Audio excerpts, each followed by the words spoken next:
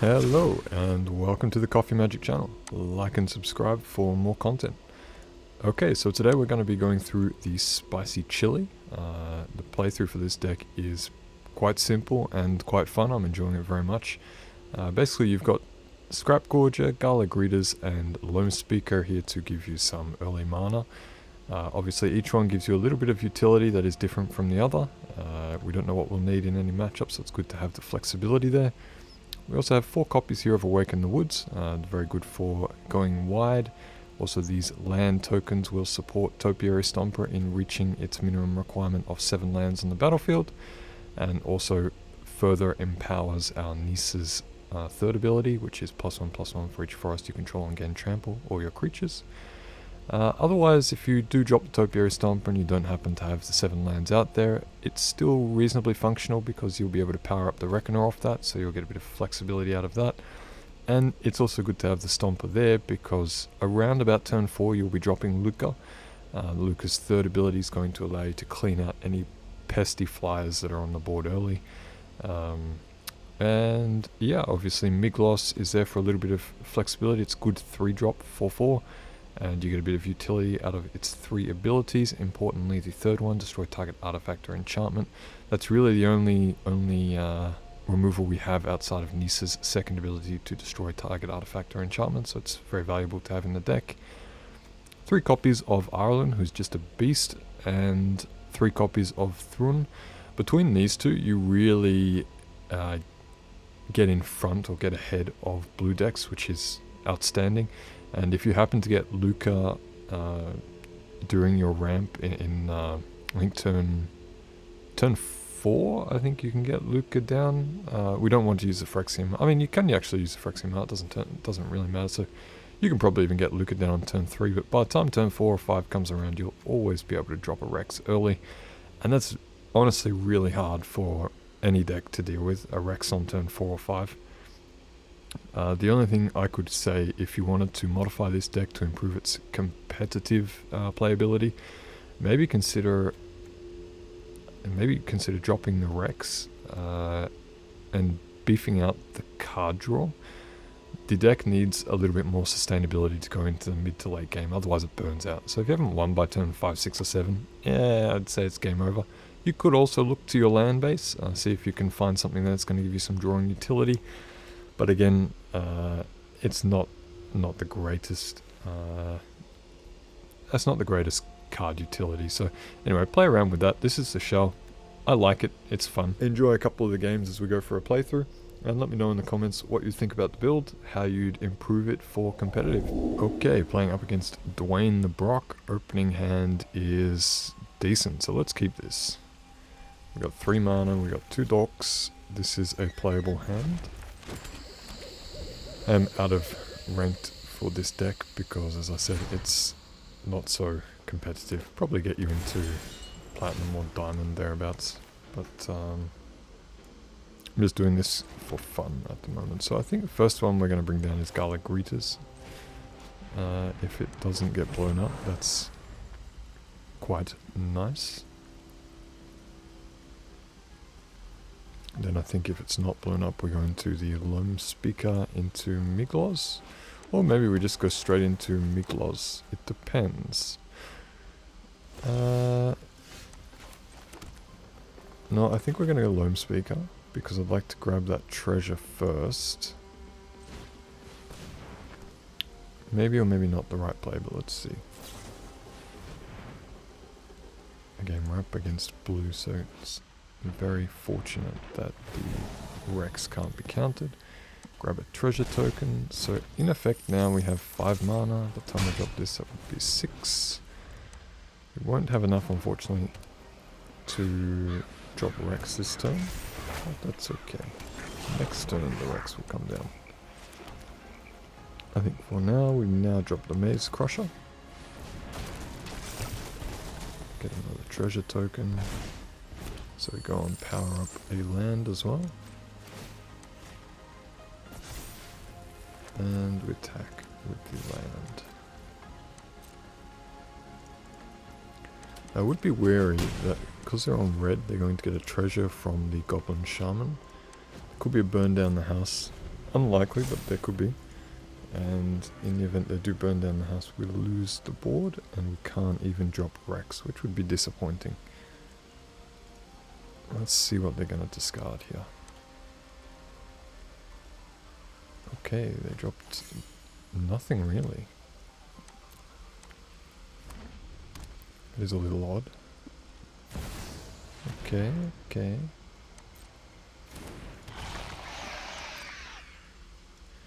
Our turn, we draw, take 2. But now the Rex comes down, and we're gonna see how they deal with this. Grab another treasure off the greeter. And we just attack with Rex. And so this happened rather nicely. They have 4 lands down. This is just so hard for a deck to deal with if you get this not in your hand, but you know, let's say within the first 4 or 5 turns to play with. I'm not saying we've won by any chance, but it's just a sorry, pass that. It's just such a potent deck when it's on its curve, but it really absolutely washes out when you're up against farewells, burn down the house, anything that rips apart the board. This deck struggles severely to come back from, and that's partially why I put Bankbuster in here. If there was a better card to put in, I would. I just can't find one. I have thought about what is it? I have thought about the Fable of the Mirror Breaker potentially, but then whatever we discard, we're not getting any graveyard utility out of. So it's fairly permanent, the discard outlet. I could also use, what was it, Big Score. But again, a little bit of that issue around the discard outlet. The advantage is it does give you treasures. But yeah, you still need something to discard. So if you're empty hand and the board's been wiped, you need to draw into Big Score, then draw something else, and discard that just to draw 2 cards. This seems pretty underwhelming. So if you have an idea on how to improve the let's say the restart potential for the deck, that'd be cool to hear from you. Yeah, but otherwise still it's a pretty damn strong deck, although our opponent is taking their time. Okay, we did pick up Thrun, but I'm gonna hold on to Thrun for now, get the next Rex down and get the damage out. I'm not even sure if Dwayne is still there, because he just let the timer run all the way down, so I'd say he's either lagged out or quit already.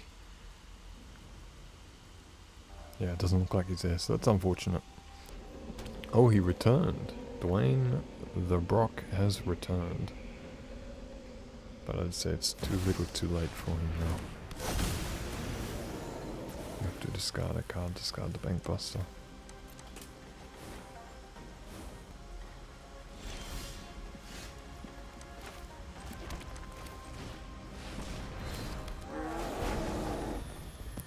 Create the treasure here.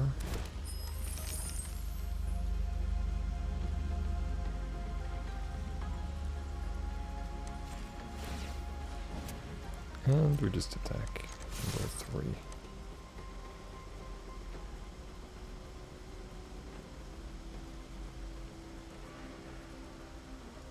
Yep, it's game. Good game.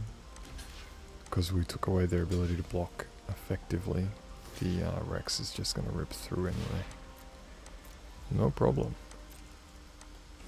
It was a little bit unfortunate that he seemed to lag out for that one turn of the game, but it wouldn't have changed anything because he was fully tapped out. So let's jump on to the next one, see if we get a faster player to play against. Here we are playing up against a Deep Impact, and opening hand is sketchy. This is not the ideal opening hand, but more often than not with this deck we want 7 cards in hand because we don't have really a lot of draw potential, so it could be worse. So I'm gonna play this. We'll see how we go. Okay, so it looks like we're up against mono red aggro, which is probably fine. we're gonna, next turn, if Llanowar Loamspeaker is not destroyed, might cast Awaken the Woods for 4 mana to get 2 tokens. Or we just... look, we're not gonna block. Actually, I just realized I could have blocked, so they were tapped out. That was a misplay. Do we want to do this or not?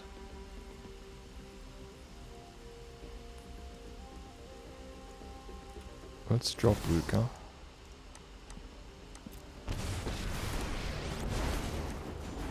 We'll get a 3/3. Lukka will probably be burnt out here. But even if they are, we still have sufficient mana for Thrun the next turn. And Thrun's going to be real hard to deal with. That's a nice sleeve actually from Deep Impact. Isn't it ironic? We have digital cards and we still play with sleeves. Okay. Block. Ah, they fixed this bug. Don't know if anyone's aware, but there was a bug about a week ago where if you highlighted any of your 4 cards, you could then bring your cursor down off the screen and right click, and instead of bringing up your actual card, it would bring up the deck sleeve of your opponent. It was quite funny. No problem, let's see how they deal with Thrun. At this point I think mono red scoops, and it does. Yep. That's really indicative of the power of Breaker of Silence. What a card. I mean, you're up against mono blue, mono red, even mono black. This is super hard to deal with. I can't believe I didn't really rate this card at the beginning when I saw it. When I found out it was released, I just thought, 5/5, yeah, it's going to be a bit aggro. But yeah, this thing is shutting decks down left, right and center. It is a cruel, cruel card. And that's why I also said during the description of the deck in the opening, you can probably remove the Rex entirely and build your deck around Thrun sort of being your biggest baddie in the deck, and build the rest of it out to be more stable and more sustainable in a longer matchup, because it's clearly got enough to survive in the early game. So focus on your restart ability for blue-white control and the 3 color Atraxa decks that really get an advantage if they get out to turn 5, 6, 7. Okay, let's jump on to the next game. Okay, here we are playing up against JCMG, and the opening hand that we have here is terrible. If you're looking at this, mulligan. There's no red mana and everything was expensive to cast. This one's not a lot better, but we keep it because we have a red mana. We do have Migloz, which is a nice value 3-drop. And we have the ability to ramp, so let's just see how the draw fares. Will the shuffler be nice to us?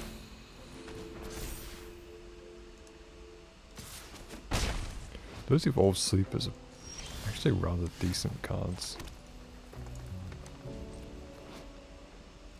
I mean, good for sinking the excess mana into. Trespasser. I really hate Graveyard Trespasser. It's deceptively effective against decks that have graveyards. I mean, rather obvious that statement, but it's very good. If you ever wanted to put this deck into a 3-color, put it in black and give it Trespasser, because it gives it some additional aggro and some additional utility for dealing with those reanimate decks that really fancy Atraxa at the moment. Ooh, Mirror Box. Gonna be a group of legendaries coming down. Interesting, interesting. Now here's a question. Topiary Stomper. No, we do Awaken the Woods first or Topiary Stomper? I can't decide. Let's go Topiary Stomper first. Get the extra land, so we'll get the extra value out of Awaken the Woods.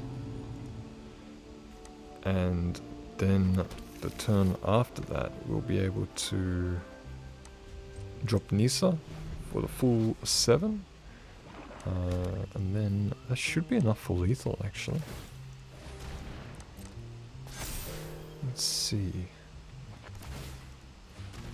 There's 5 land down. If we draw 6, that would, I think that's plenty enough for us to have lethal. Our turn, we take the turn. Yep, that's what we were looking for. So cast this for 3. Oh, we can cast for 4.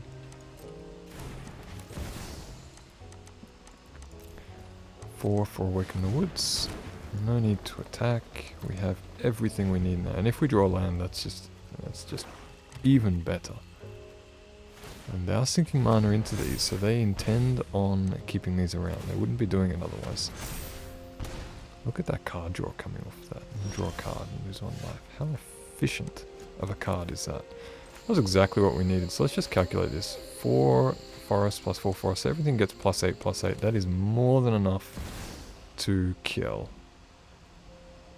Oh, that's fine. So this is GG. CoffeeMTG, good game. And swing for the win. Done and done.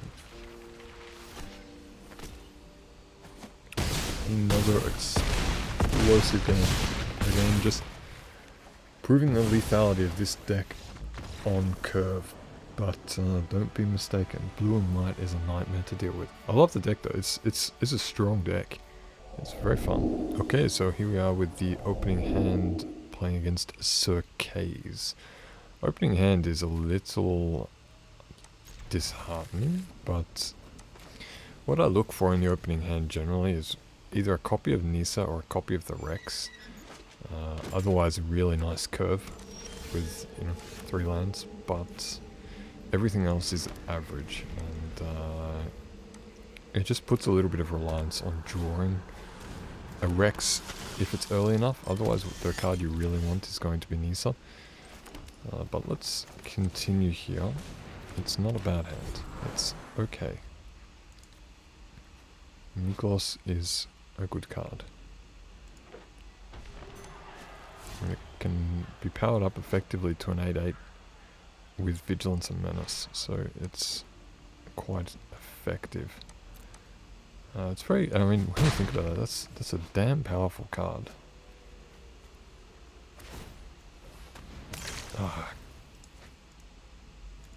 damn it. It's a reanimated deck.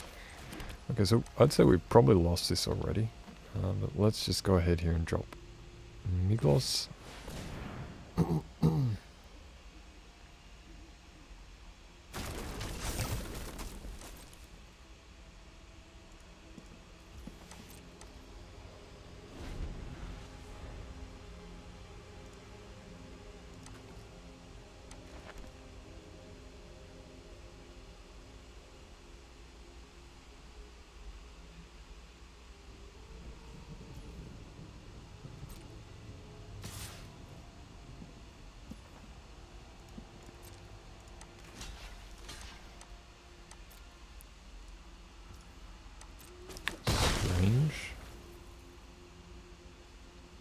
Strange play.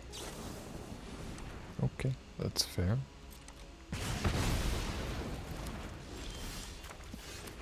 Let's drop a copy here of Topiary Stomper and grab a land.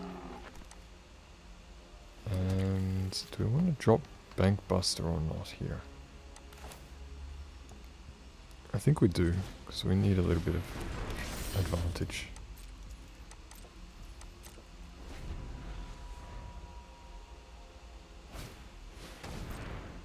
So he's clearly got land trouble.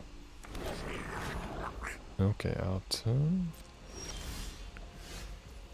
Oh, what an odd way to draw. Gonna have to go and grab a mountain, sorry. Just want 1 mountain there.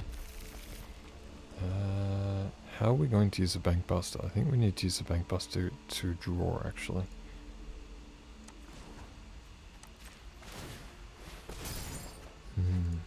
Okay.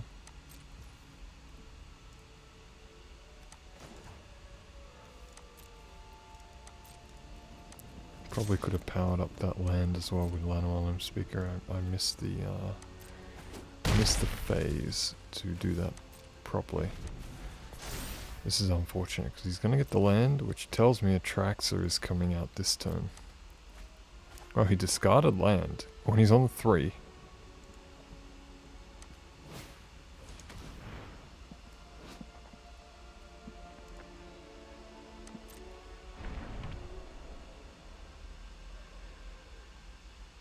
Vat of Rebirth. That's an odd one.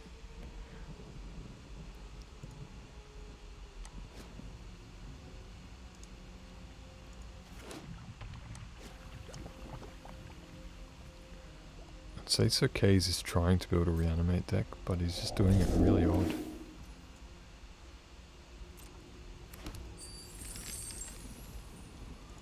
Okay. Block.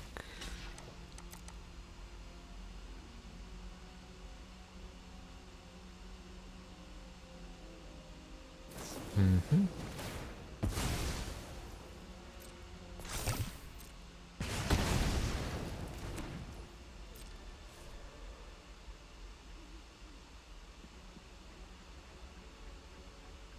I mean, that was a cool piece of utility, but again, it felt useless.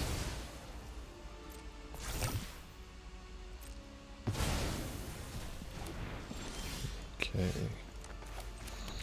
Draw another card, see what we hit. A land. We've got plenty of land this time, don't we? Arlinn is probably the sensible choice. And we must put an end to the violence next? between humans and werewolves. So next is the 2/2. The 2 2/2s. Run wild. Run free. The forest. Attack for 3. Get that over with. And pass the turn back. This is not an artifact, so when this saga transforms, it's nothing, it's an enchantment leaving the battlefield. So he still needs to find... Now that is an artifact. The question will be, can he sacrifice it? Does not appear so. So he's playing a really slow Traxxer deck, which is unfortunate for him. Whoops, no, don't crew, we don't want to crew. Just want to draw more. That's better. Okay, so let's +1 on Arlinn. And on my signal, Thrun onto the board. And we're also going to drop our Gala Greeters. And we're going to pass the turn because if we had have attacked, the Flesh Gorger would have triggered the Vat of Rebirth. So I want him to be forced to trigger that, not us. Ah, very cool. That's definitely something that works.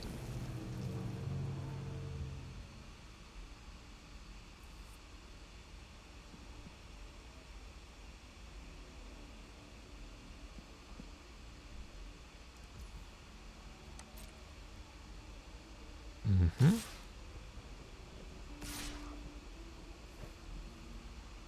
Got it. So, pass it to blockers. We need to block that, don't we? So he can lose 1, and the Vat's still not powered up, so that's fine. I actually thought that main Phyrexian was targeting us, so I don't know if I would have changed my blocking there. I just guess I would not have blocked at all. But anyway, that's okay. Mm-hmm.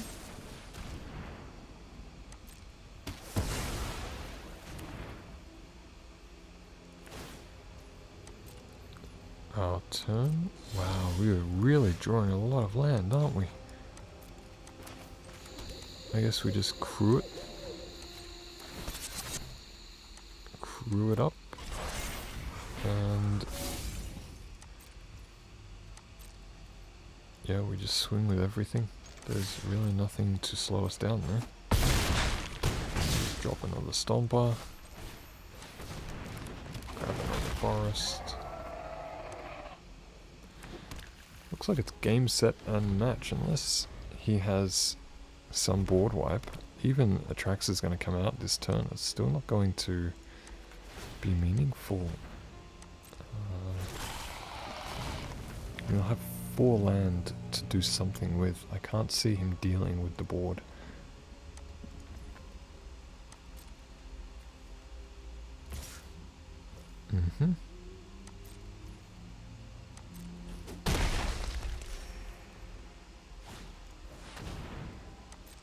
Yeah. Good game, Sokenzan, good game. Vat of Rebirth is done. Still gives him nothing though.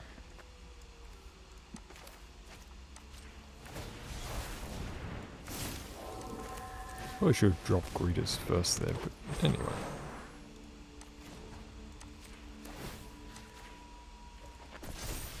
And this one here.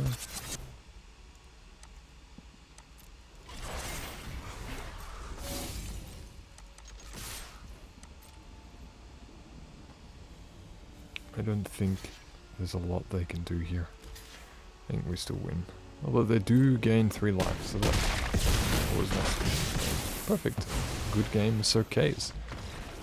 I think we're just going to leave it there. That was a bit of a long one, so I'm not sure how long this video is. I'm trying to make them shorter.